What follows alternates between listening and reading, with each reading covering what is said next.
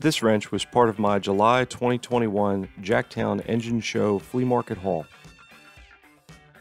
The wrench seemed to be in decent shape.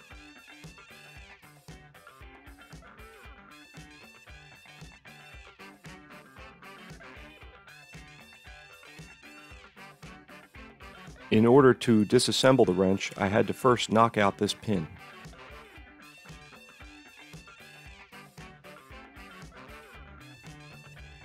With the help of a big screwdriver, I was able to run the movable jaw all the way off. It fought me the whole way.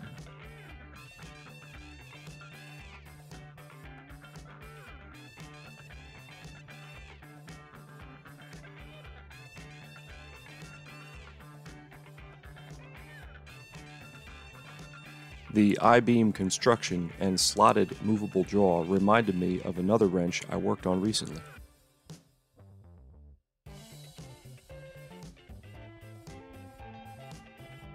This Joseph Lucas girder wrench has a very similar design.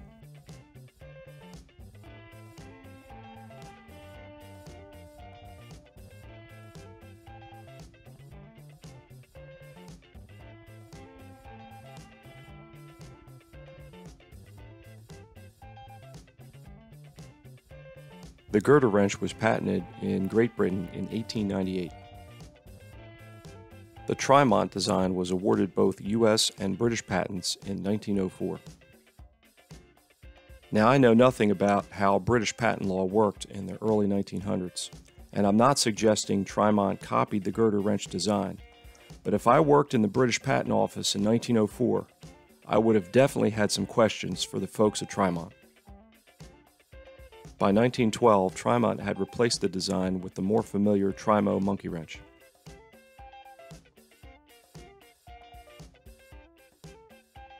Once I had the wrench apart, I gave it a bath with Super Clean.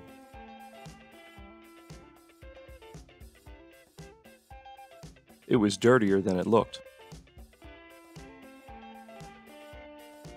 After rinsing and drying the parts, I went over them quickly with the wire wheel, just to get the worst of the rust off.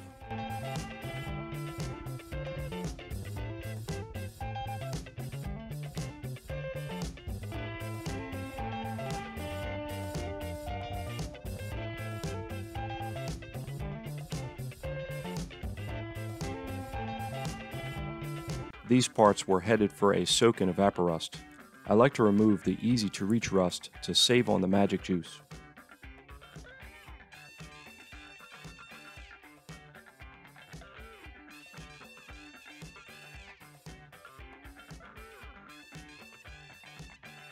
The big parts went in the bucket, and the small parts got their own dish.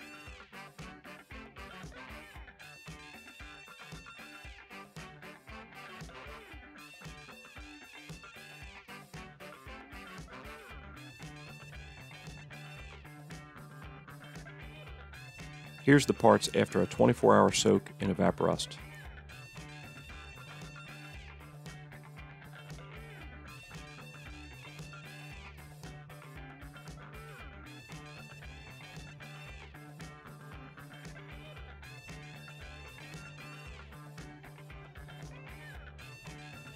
The magic juice did the job.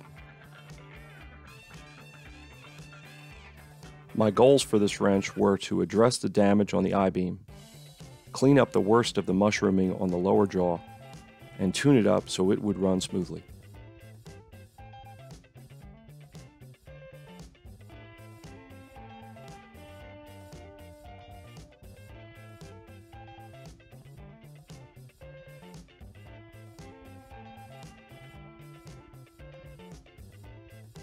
I used my belt sander to address the issues with the lower jaw and I-beam.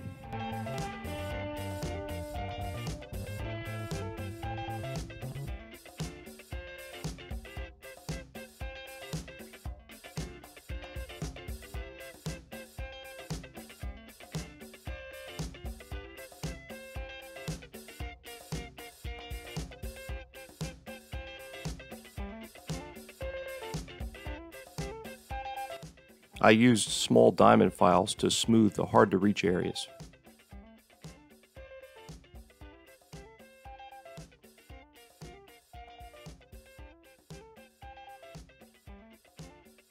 Here's the parts after addressing all the surfaces that have to run together.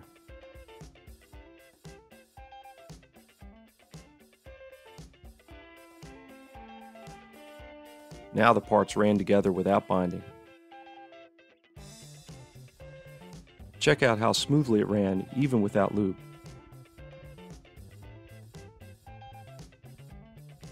I went over the parts with the fiber wheel just to smooth them out a little. I wanted this wrench to retain its wear marks and look its age.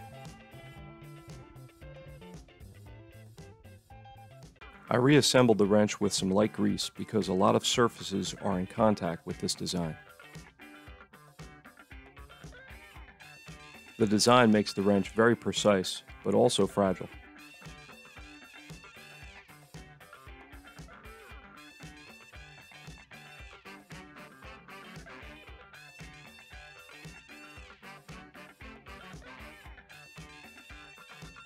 A small amount of corrosion or a dent in the wrong spot will lock this wrench up. That's probably why Trimont changed the design. Okay, here's what the Trimo 10-inch 1904 patent monkey wrench looked like the day I brought it home from the Jacktown flea market.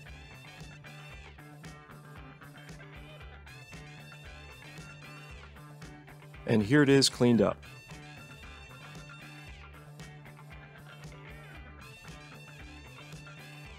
I opted to leave most of the wear marks on this project. Like I mentioned before, I wanted it to look its age.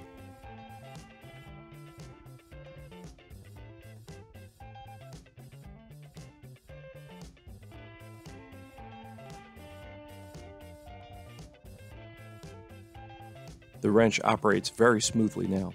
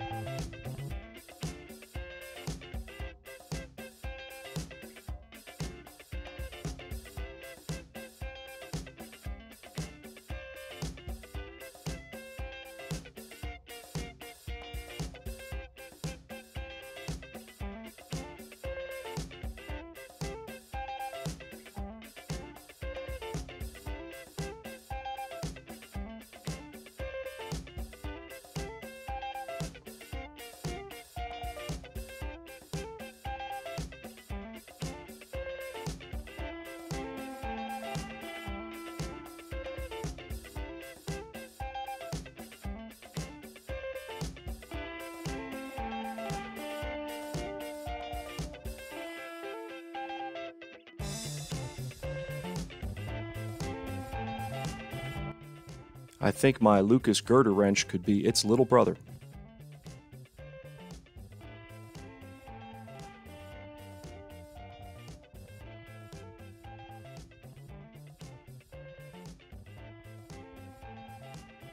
I hope you enjoyed the video. Thanks for watching.